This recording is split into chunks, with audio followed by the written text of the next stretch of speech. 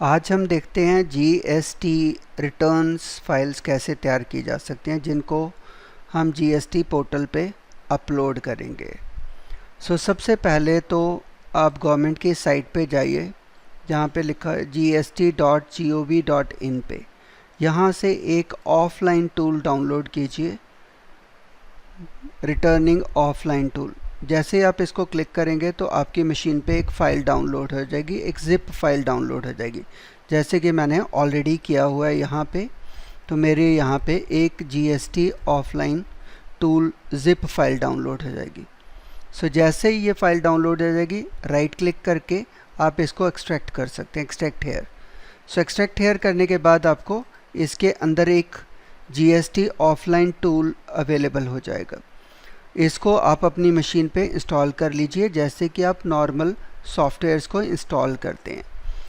Install करने के बाद अब आप अपने सॉफ्टवेयर में जाइए। हमारे सॉफ्टवेयर के अंदर सबसे लास्ट में हमने ऑप्शन दे के रखी हुई है जीएसटी रिटर्न्स। यहाँ पे लिखा हुआ है एक्सपोर्ट टू एक्सेल।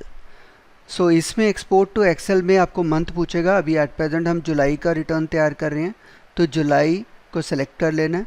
यहाँ पे हमने लिखा हुआ है सेल B2B रिपोर्ट, ये तो आपके ऑफिस के लिए। तो यहाँ लिखा हुआ है सेल B2B GSTR1। यहाँ पे क्लिक कर दीजिए तो आपको एक फ़ाइल डाउनलोड की ऑप्शन अवेलेबल हो जाएगी। इस फाइल को आप कहीं भी सेव करके रख सकते हैं। तो एट प्रेजेंट मैं इसको अपने किसी भी फोल्डर में सेव कर देता हूँ। अभी हम इसको सेव कर देते हैं जहाँ पे हमने ऑफलाइन सॉफ्टवेयर रखा हुआ है, वहीं पे जाके हम इसको सेव कर देते हैं। मेरे केस में मैंने जुलाई 2017 की एक CSV फाइल डाउनलोड कर लिया। इसके बाद आप अपना GST टूल जो आपने इंस्टॉल किया हो उसको स्टार्ट कर लीजिए। स्टार्ट करने के बाद यहाँ पे आप क्लिक कीजिए न्यू पे। न्यू के बाद अपना GSTN नंबर यहाँ पे एंटर कीजिए। तो अभी टेम्पररी मैं यहाँ से अपना GSTN नंबर यहाँ पे टाइप कर देता हूँ। अब उसके बाद कौन से फाइनेंशियल ईयर, कौन से मंथ, आपका लास्ट ईयर एग्रीगेट क्या था, ये आपको फिगर्स फीड कर लीजिए। और इस साल आपका टर्नओवर अप्रैल टू जून का क्या है उसको फीड कर लीजिए और उसके बाद प्रोसीड कर दीजिए। प्रोसीड करने के बाद पहले अगर कोई डाटा पड़ा तो यहाँ से आप डिलीट कर सकते हो। उसके बाद अगर आप एक एक आइटम डालना चाहते हो, खुद डालना चाहते हो हर एक इनवाइस को, तो यहाँ से एंटर कर दो, जो कि बहुत टाइम कंज्यूमिंग है। तो उसकी जगह आप यहाँ से इंपोर्ट फाइल्स कर सकते हो। इंपोर्ट फाइल में या तो आप सारी की सारी फाइलें इकट्ठी इंपोर्ट कर सकते हो या एक एक करके भी इंपोर्ट कर सकते हो।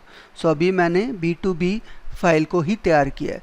तो इस सेक्शन में जाके आपके पास B2B इनवाइसेस पड़ी, तो इसको आप सेलेक्ट कर लीजिए। और यहाँ पे इंपोर्ट हमने CSV ऑलरेडी हमारे सॉफ्टवेयर से एक्सपोर्ट किया हुआ है, यहाँ पे जाके आप इंपोर्ट कर दीजिए और अपने जहाँ पे रखी हुई थी फाइलें वहाँ से उस फाइल को यूज़ कर लिए। तो हमने ये फ़ाइल रखा था जुलाई 2017 और इसको ओपन कर दीजिए।